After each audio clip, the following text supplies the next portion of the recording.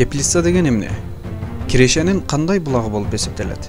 Эгерде сиз теплица бизнеске кирүүнү кааласаңыз, анда бул видео сиз үчүн. Атайын сиздер үчүн Кыргызстанга белгилүү жаш ишкер Тилек Токтогазиевден теплица тууралуу бизнес насаат.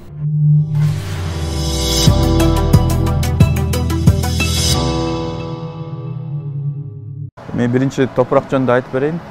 Ошо топурактан бизде Кыргызстанда ар кандай түрлөрү бар. Ошо бирок көбүнчөсү биздин Кыргызстанда мына талаалардын топурагын айта кетсек, ал мондай сары топуракка окшошураак болот. Аябай оор, анан мындай ичинде мындай аба өтпөгөндөй топурак болот да. И эгерде мону мисалы үчүн 1 литрлик банкага салып туруп эмеге веске койсо, бул жерде где-то 1,5 килограммдай чыгат. Бул аябай оор топурак болот да. Биз биринчи жыл ушундай топурак менен иштедик. Буяка кыркты аралаштырып, мындай аябай көп кыйналдык. Бирок ошондо дагы мындай тамырлары жакшы өнүкпөй экен. Тамырлары только башында эле чыгып, ылдый жактарга көп терең кетишпей экен да. Кийинки жылы уже мондай тоодон атайын кара топуракты алып келдик. Бул көрдүңөрбү, уже жеңилирээк, мындай тигиндей болуп катып калбайт, сугарылгандан кийин дагы мындай жеңил болуп турат, абалары өтүп турат, абасы өтүп турат, суусу дагы жакшы кармалат дегендей. Мындайдан мен 26 КАМАЗ ошо кара топурактан алып келдим, тоодон өзүбүз табып, эмелер менен сүйлөшүп, бүт разрешениени алып, айыл өкмөттөр менен кеңешип дегендей.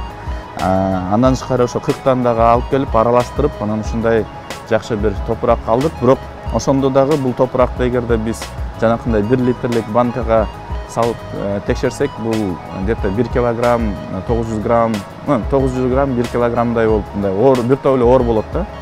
Анан бул жылы болсо биз жаңы технологияга өтүп атабыз, топуракты даярдаганга. Анткени эгерде топурак начар болсо, анда тамырлары дагы өнүкпөйт. Тамырлары өнүкпөсө, үстүнөн дагы түшүм жакшы ала албай калабыз да. Ошол үчүн Россиядан, Псковский областтан, Эстония, Прибалтиканын жактан границасынан келген торфту алып келдик.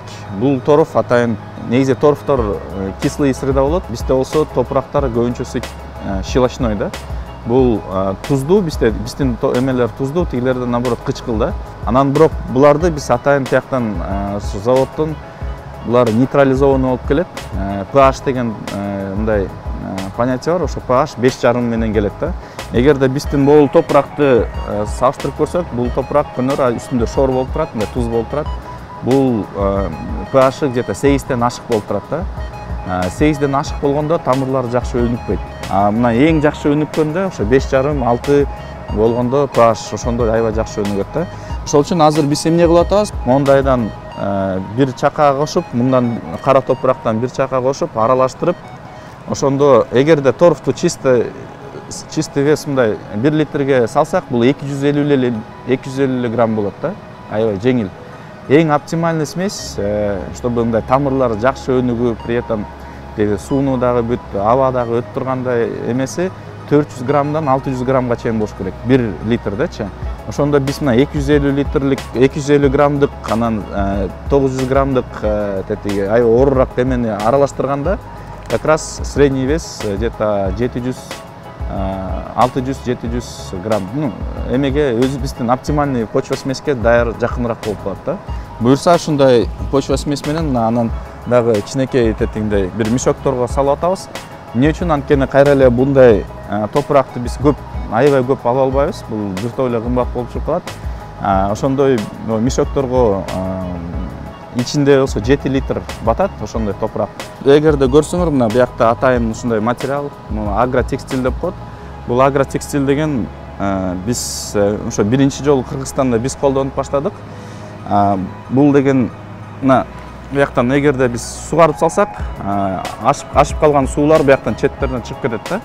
Ошондо бул дагы мындай керектүү суусун алат, ашыгыраак суусун чыгарып салат да. Бул аябай жакшы жагы. И плюс, например, кийин азыр тамырлары кичинекей болуп башында эметпейт, бирок кийин болсо тамырлары полностью мындай сыртынан да каптап келет да. Аябай жакшы өнүгүп келет. Ошондо биз билебиз, тамырларына кислород керек да. алар дем алып туруш керек дайыма. Эмне үчүн? Мисалы үчүн талаада же огороддо иштетип атканда бир сугаргандан кийин жумшартабыз го. Ошо жумшарткандын себеби бул аба өтүш керек да, аяка кириш керек. А бул болсо мына ошо бүт жагынан дем алып тургандай атайын материал. Ошондо бул дагы жакшы дем алып, тамырлары аябай өзүн жакшы сезет.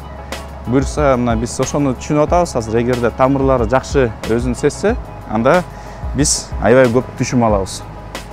Эми биз топуракты жана даярдадык, бирок бул топурак деген уже мындай кийин бул көчөттөрдү даярдап олтуруп, ошо топурактарга ошентип отургузабыз. Бирок ага чейин биз мондай стаканчиктерди алып, стаканчиктердин ичине болсо атайын жанакындай эле чисто торфту эле салабыз. Анткени торф деген аябай жеңил болот.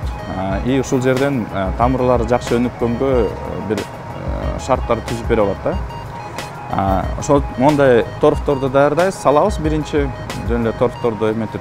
Анан мына мисалы үчүн буякта мондай болгон бадыраңдын уруктары болот. Ошол уруктарды ичине отургузабыз. Отургузуп туруп, үстүнөн кичине бизде биогумус деген бар, ошо менен жарым сантиметрдей слой менен эле үстүнөн жаап коебуз да. Андан кийин сугарабыз.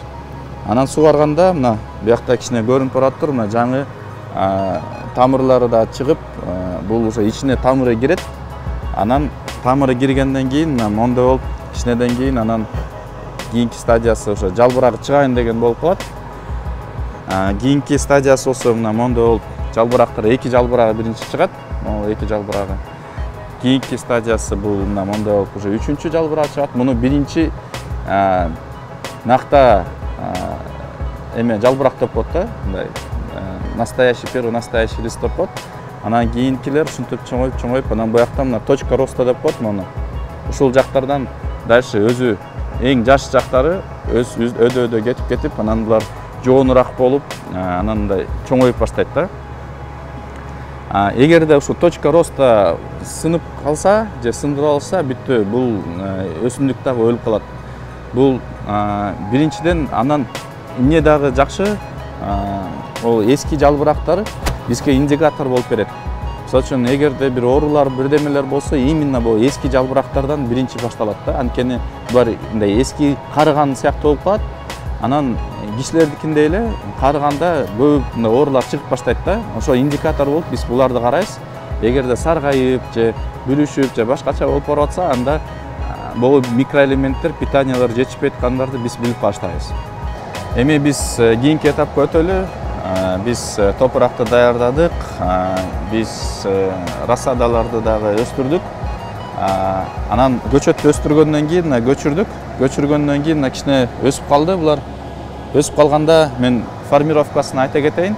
Формировкасы кандай болот? Мына жана көргөндөй эле жанакындай эки кичинекей жалбырак, анан мына биринчи чоң жалбырак болуп уже булар кеткен, өсүп кеткен. Бирок буякта көрүнүп атат аябай көп мындай биринчиден эмеден баштап эле буякта мына бадыраңдар пайда болуп баштады да. Ушу бадыраңдарды биз биринчи 4-5 бадыраңды үзүп салыш керек. Мына 1 2 3 4 5 барын үзүп салдык.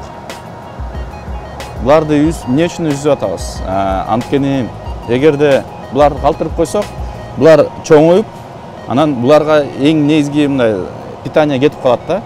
Питание буларга кеткенде, булардын ичинде атайын немелер анан пайда болуп баштайт да, тиги уруктарычы.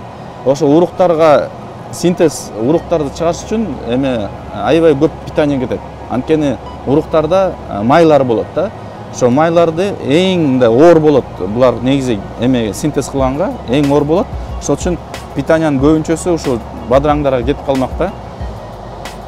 Ушундай жаш кезинде эгерде сразу эле баарын ушу уруктарга кетирип салса, анда тамырлары жакшы өнүкпөй калат. Ошол үчүн тамырлары жакшы өнүгүш үчүн биз буларды алып салабыз. Биринчиден мына алып салдык барын, 5-өн алдык.